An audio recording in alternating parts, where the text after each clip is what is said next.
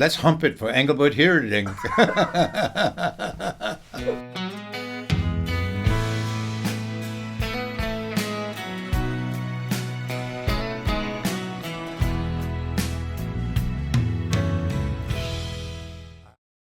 I was very nervous. Gordon Mills and myself came over, and we went to stay at the Beverly Hills Hotel, and we all sat around this large table. There were many agents there from all different agencies were there, and they were trying to find out which agent we were going to have or choose. You know, depends what they offered for Gordon. You know, Gordon was quite choosy, and he would sit there and he would pick the agent that was going to happen. You know. But of course, during the entire meeting, Humpy Bumpy Lumpy Dumpy fell asleep at the table, like that. Not that I couldn't care less. I was very tired and I was on a time change. And when I woke up, they told me who it was going to be, and I didn't know them, you know. So I just went along with it. Well, I came over with Release Me to start with, and the first big show that I ever did, and which anybody from Elvis to the Beatles to you name the name, you know, they all went on his show, and he always did a great job of introducing the artists, you know, and that was Ed Sullivan. Ed Sullivan was probably one of the greatest star makers ever. Although he made a lot of mistakes in his announcements, you know, he was a great announcer and a great guy. A wonderful human being. Very much needed, a person is very much needed like that in today's world. You know, to give the young people a break, or those up and coming people, to have those kind of shows. There should be another Ed Sullivan show, you know, of somebody of his nature. Did he stumble over your name? He did. He did it. Let's hump it for Engelbert Humperdinck. He was a character. But I came over, did a show about 3 times. So, you know, he liked me. So he put me on his show many times. But the people that took me on did a great job and established me in this country. And I thank you so much, United States of America, for making me a very happy and contented man. I'm happy to be here. They've treated me really well.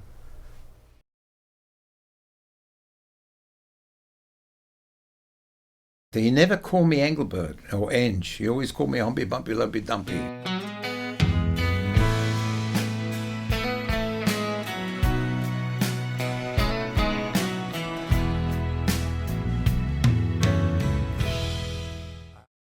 Dino was one of my big idols, you know. And when I first came to the States, the first hotel I ever played at was the Riviera Hotel, and who should own the hotel, you know, part owner of the hotel was Dino.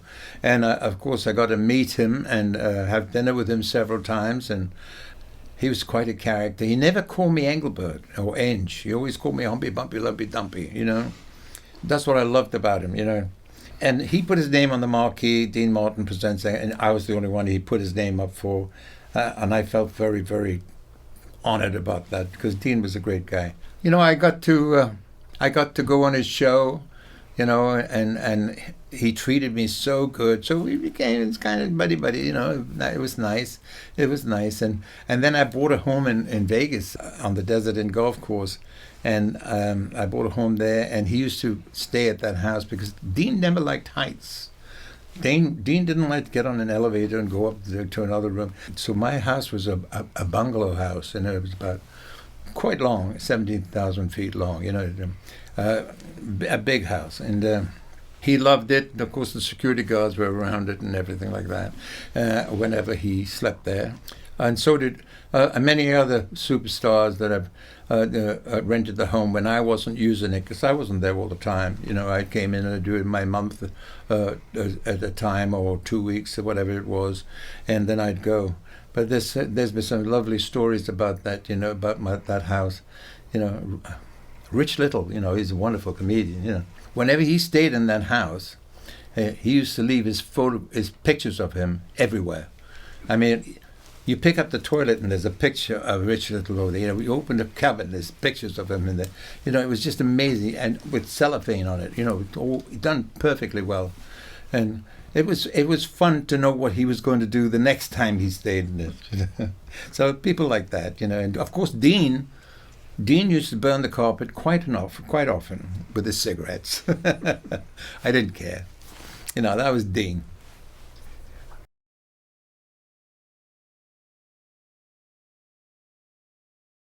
And she said, you really should be a movie star. I laughed. Yeah, thank you, Princess Grace,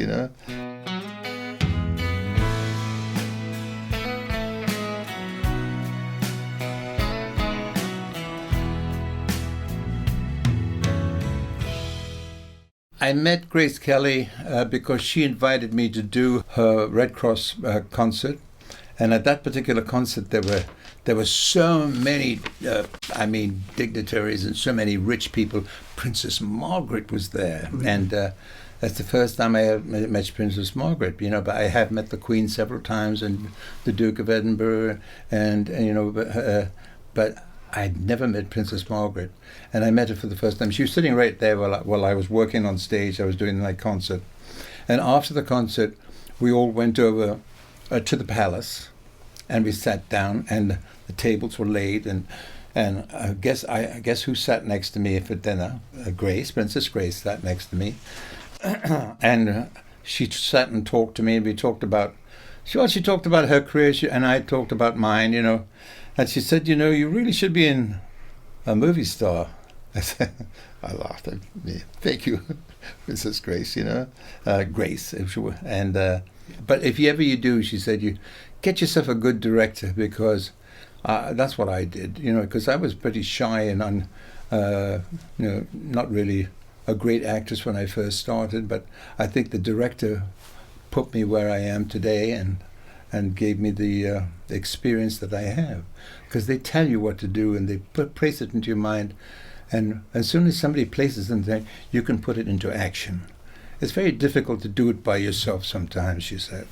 So I noticed that, and I said, I might have been a movie star, yes, but my manager at the time, Gordon Mills, who was a genius as a manager, had many scripts from Hollywood that came from me, but from what I understand, he used to put them right into the garbage can, because I don't think he wanted me to be a movie star. I would have been the only one out of the stable of three. There was Gilbert O'Sullivan and Tom Jones and myself at the time.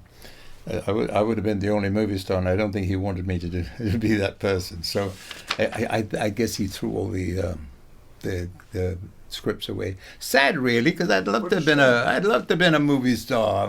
But I loved westerns. Westerns I loved, because I met some wonderful people during my career that I've been successful in. I've met some great stars, people like Edward G. Robinson and Cary Grant, and John Voight is a very good friend. He was great to me. And then many more I can't think about, but I'm not a movie star, I'm a singer, and I'm happy to be one.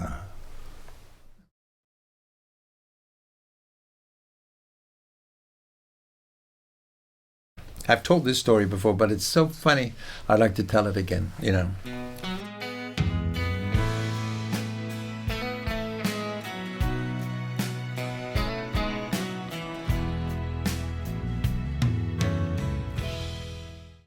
I did meet a lot of the Rat Pack. One of my favorite people out of the Rat Pack was Sammy Davis. Sammy Davis was probably one of the nicest people I ever met in my life. Also, one of the most talented people, as everybody knows how talented he was. And not only was he a great actor and a great singer, a great dancer, he was everything, and very benevolent, because he invited us to his birthday one day, and we were staying at Bill Howard's house in Lake Tahoe. He was staying there, and he was staying there, yeah. He was staying there, and I was invited there, because I used to stay there anyway, also. So my wife and I went there, and we walked in, and he came and he said, "Hey, jolly nice to see you." He said, "And you, missus," he said to my wife, "that jacket has got to go." I said, she says, "What do you mean?" She was wearing a lovely leather jacket, my choice. And he says, that's got to go. He says, come with me, my darling. She took him into the dressing room. I went with him.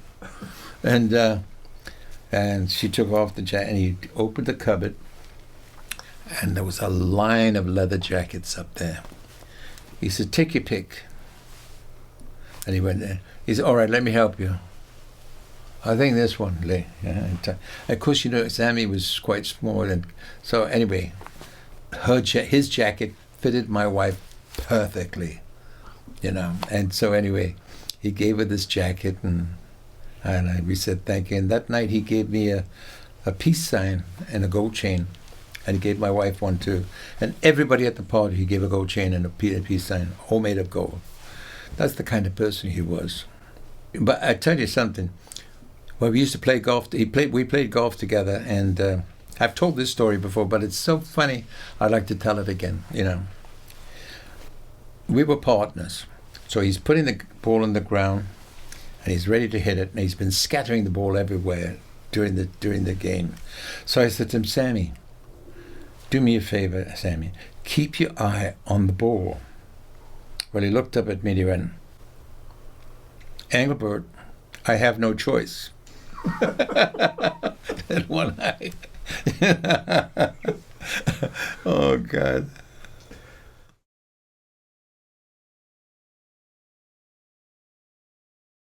We were standing behind him waiting for him to finish it. And when he finished, I tapped him and I said, it's very good. He looked at me, thank you, man.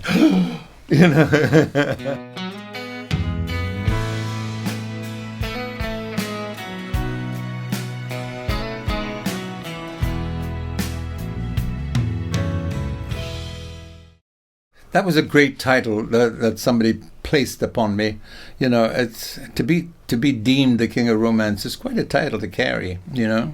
I don't think I've let my audience down. I think I've tried my best, and for all these many years, and the kind of songs I record always have that romantic feel to it. And I think I've been involved in making people happy all over the world, and people getting together and getting married, dancing to my songs or whatever it is. It's nice to be reminded about that. People come and say, I played your song at my wedding, yeah. And they also play my songs at funerals, but some of them, like, which is rather lovely. As long as they can play it anywhere, if they feel happy with the sounds they're hearing, it doesn't matter what occasion it is concerned, Well, it all started with Release Me, because Release Me was, I was number one in most countries in the world, and everybody loved it, and it became a karaoke track, and most of my songs are karaoke music, and music lovers all over the world love to sing my music because it's romantic, and they can fall in love to it, etc. So the karaoke tracks come out like The Last Waltz and Am I That Easy to Forget and There Goes My Everything, and Love Is All, and these After the Lovin'. As a matter of fact, I caught somebody one time. It was in a bar in Hawaii. And we were going. As the karaoke, he was singing karaoke. This guy in Hawaii, and I had my troupe with me. We were going to have dinner, and we had to pass through this karaoke bar to go and sit down.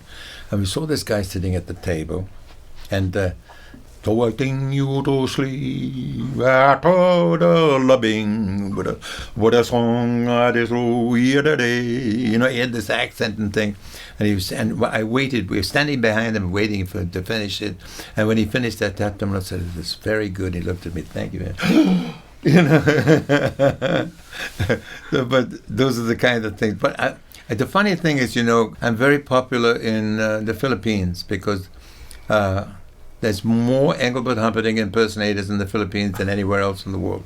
And I'm so thrilled. I'm thrilled about that, because whenever I go there, it's like I'm a king, It's just wonderful. It's just wonderful. As soon as they mabuhay, they go crazy, Social media is so good because you get to see messages from people all over the world saying, "Come here. We want to see you. We want to see you here. We want to see you there. We want to see you in South America. We want to see you in India. We want to see you in China." But I've been very fortunate. I've been able to travel all over the world, and people know my music, and so what did I do? I learned to say good evening in every language. So that's wonderful. I love languages anyway, so yeah.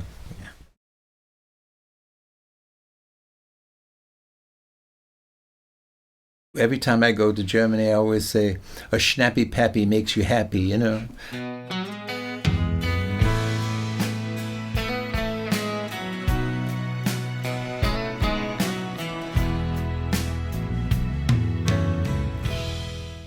Being in the army made me what I am today. I would say a gentleman and responsible. I always try to maintain a great deal of responsibility, and that's what the army gives you. The fact that you have to be on parade every morning and dressed perfectly well and your clothes perfectly ironed.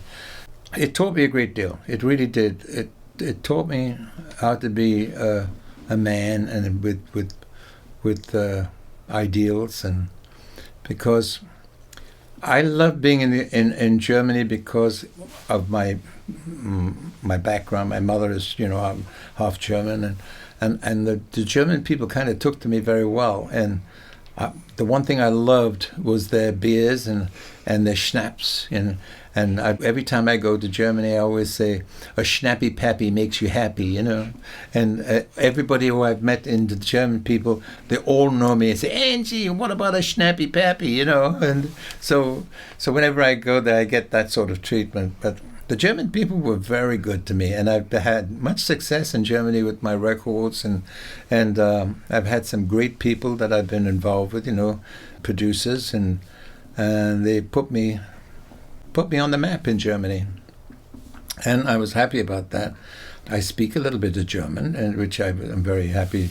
Every time I go there, I always introduce all the songs in German, and then I sing them in English. But in today's market, the people in Germany, each and every one of them, they all speak English so well. So I don't have to worry about brushing up on what am I going to say, how am I going to do this. If when I go there, I can just speak English, and they all speak as well, except maybe some of the older people who don't really haven't studied English, but their second language is English, and they speak it as good as I do. And I know recently, obviously, you were in Germany again, doing a show with Helene Fischer. Yeah. And of course, the fans loved you. That lady's got talent up the yin-yang. She really has. My God. And not only is she a good singer, she's a great dancer. She does ballet, acrobatic stuff. I mean, plus her voice is outstanding, I'm not just saying that, but I'm telling you, this girl, she should be a major star all over the world,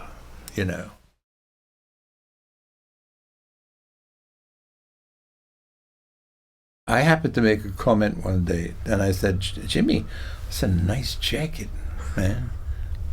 He says, I'll give it to you, man, I guess. I don't know, I didn't say it for that reason.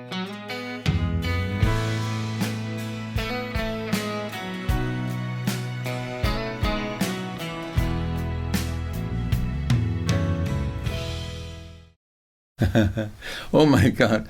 When I first got the call to do the London Palladium, it was very exciting. So anyway, you go there to the London Palladium, and of course the people in the show are sitting in the audience during your rehearsal, and all the people sitting in the audience are all well-known people, etc. That people are going to be in the show, but I was the star that night, you see.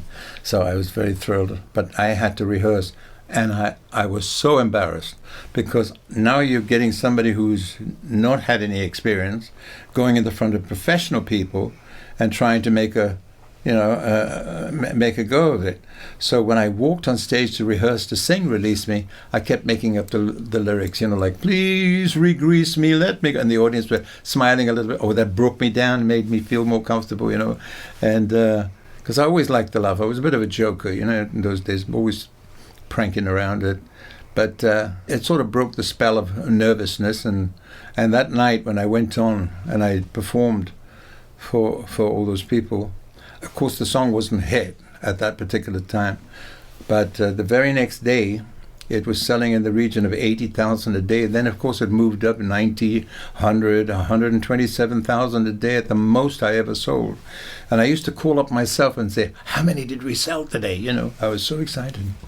In those days, so the whole live shows, particularly in England and so on, were kind of a different situation, right? Because it was more like a cavalcade of stars. Oh, yeah. Yeah, it was a whole bunch of people would go out on tour together, yeah. I mean, there'd be about 8 stars on one show, yeah. Jimi, they were going to put Jimi Hendrix establish him in England, and they wanted to put him with artists that are well known in Europe. So I was one of them, and I think at that particular time, his name was Cat Stevens, and Cat was on the show. And it's just they were wonderful people, you know, were great people. And at one point on one of the dates, Jimi, my guitarist didn't show up, and Jimi said, "Don't worry, man, I'll play for you." I said, "You can't be out in the open play. You're a star in your own right." He said, "I tell you what I'll do. I'll play behind the curtain." So, and it was like listening to 3 guitars behind the curtain when he played. And I to think to myself, why didn't I record that? You know, who's to know? You know, there again, who's to know that he's going to be taken so early in his life? You know. But I just wished I'd recorded it anyway. You know, but I even had a tape recorder. Wow. But Jimi was quite an unusual character even then. You know, not only he used to burn his guitars, but he used to smash them up and all that business. But basically, he was a real nice human being. Because I happened to make a comment one day, and I said, "Jimi, that's a nice jacket, man." He says, "I'll give it to you, man, I guess." I don't know, I didn't say it for that reason. He wanted to take it off his back and give it to me. I wish I'd have taken it now. At least I'd have had something very special from a very special man. Absolutely. You mentioned before also this Cat Stevens was one of the artists that you were on the road with. Yusuf. Yeah. We were playing at the Palladium. He said to me, he came up to me. First of all, I was having a little drink at that particular time, and it was a little triple second and cognac, just a little bit like that. Not much, just to warm up my throat before I walked on stage. I've been doing that all my life. And I never get drunk on stage because I think you have to be a responsible person when you walk on stage, you know? So I just have a little something to warm me up, just to kickstart me. So Cat came into the room and he says, "Can I have one of those?" I said, "Cat, you can't have this. It might be too strong for you, man." You know? He said, "No, I can handle it." You know, and he used to use a gun, you know, a pistol, and he would twirl it on stage and put it in his pocket. He had this song about the pistol. And I said, "Are you sure?" Anyway, I gave it to him. When he walked on stage, he dropped the gun. But, you know, he's such a wonderful person. After the show, you know, he said to me, "Ange," he said, "You know, I'm out of cash, man. Could you lend me some money?" I said, "Well, what do you want? What do you want, Cat? I don't have a lot, but whatever you..." He says, "I just need £5. He said, "I'll give you a check."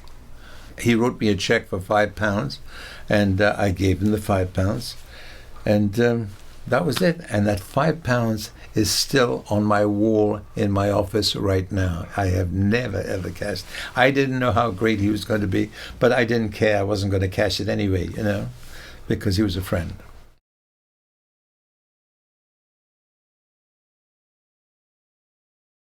It's funny, I had to bend down like this to say, "Your Majesty, what did you say?"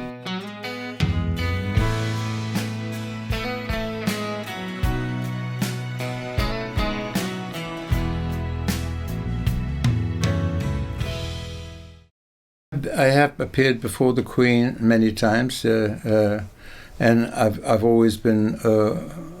I've always loved it, and of course, I belong to an organization called the Water Rats, which is an oldest charitable organization, and we wear a little water rat, you know, on our, and we were invited to the palace, and there's quite a few of us over there, and then the Queen got up and gave a speech, and and then later on I got to talk to her. It's funny, I had to bend down like this to say, Your Majesty, what did you say? I'm a little bit deaf anyway, so I have to bend down and say that.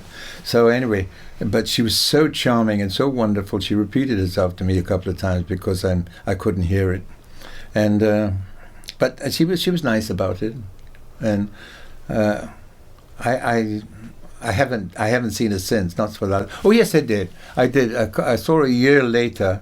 And I was at a luncheon in Leicester, and she had to walk past my table. So she's walking past my table. Now the Queen meets so many people. So how is she going to remember everybody? So she's walking past this table, and she looks at me like that. Kind of and then she goes to the table and she sits down, and then it must have struck her who I was, and so I was in Leicester. So when the lunch was over, she walked past my table and she stopped and only spoke to me, and she said, "So you're a Leicester lad, are you?" I said, "I certainly am, Your Majesty," and she said, "Well, I'm happy to see you. That's very good. Keep up the good work." And off she went.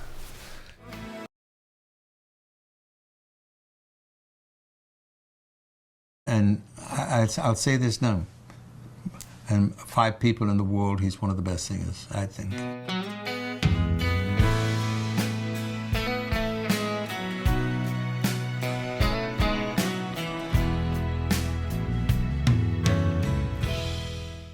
Tom became a star before I did.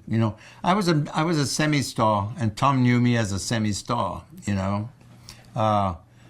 So I was a star. I'd done television. I was on a series for 42 weeks called Song Parade. So it established me under the name of Jerry Dorsey, and I was quite a celebrity. I was topping the bill for a couple of 3 years, and then of course I hit that unfortunate thing. I got tuberculosis, and my career went to the toilet again. But I met Tom in the early years of. About 60-something, early 60s, 64 or 63, so maybe around there. I was a nobody, so and Tom was just being managed by Gordon Mills. As a matter of fact, I used to help put some of the albums together with Gordon. He'd tell me what songs do you think he should record, and I would help choose some of the songs for them. And there were times when Tom had a job, and he had to go to a certain place, and he didn't have a driver, and I would drive him to his show. I needed the money, so I wasn't that proud that I wouldn't do that sort of thing. But I did, and I found him at that particular time that I knew that this man was going to be a major star because he had amazing talent. He's amazing talent, So it was my pleasure to be at the beginning of his massive career that he has today. And I'll say this now, and 5 people in the world, he's one of the best singers, I think. Right. I haven't seen him for a long time, but it still doesn't take away the fact that I've known him in the past, and we had great times together. So you were actually close friends. Well, we were good friends. We used to go out drinking. We've been on holiday together, and a lot of the times we had wonderful times together in the past.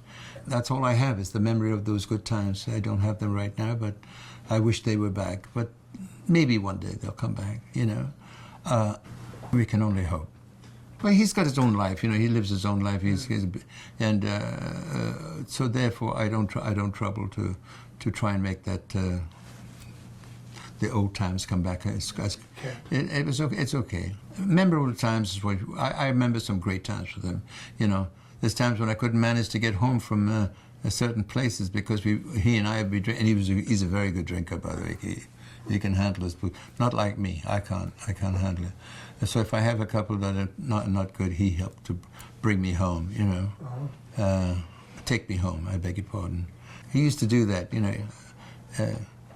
I can remember once when he even carried me up to bed. Really? Oh, yeah. Strong bugger. He's a strong bugger. He was strong, yeah.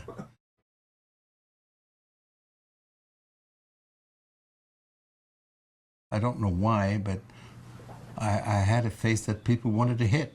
And so every night I'd go home bleeding from school, so I didn't really like school too much, you know.